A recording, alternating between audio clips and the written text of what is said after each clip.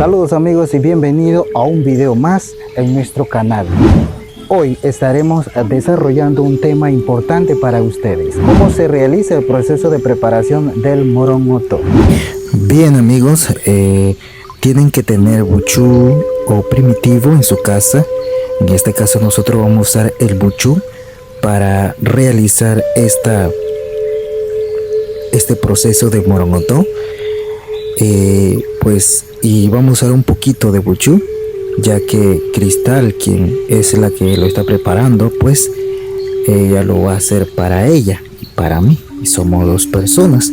Eso va dependiendo de cuántas personas o para cuántas personas ustedes van a realizar este morongoto. Entonces primero la pelan, le quitan la cáscara, luego después de eso entonces le llenan con un poquito de agua, dependiendo de la cantidad, lo lleva al fogón, de allí lo deja cocinarse hasta que termine el proceso. Siempre hay que estar vigilante de que ella no se cocine demasiado, porque si no se va a poner muy suave.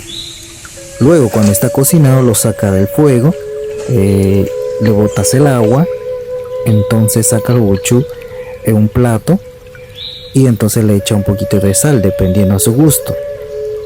Luego busca un palo de cocina o cri, como le llaman, para machucar o machacar el buchú. Lo vas machacando hasta que quede como una masa.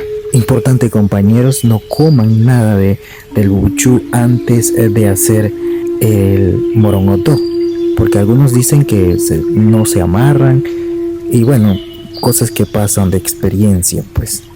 Entonces la dejan enfriar un poquito y la van volteándola hasta que se forma una pelota. Entonces la dejan reposar un rato y de esta manera entonces queda o tiene que quedar el morongoto.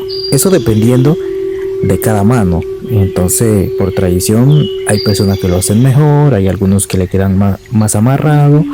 Entonces eso va dependiendo de la persona quien lo está haciendo. Así que amigos, de esta manera queda el morongoto para ustedes. Bien amigos, no olviden y compartan nuestros contenidos en Facebook. Síganos en nuestra página Sin TV y nos vemos para la próxima.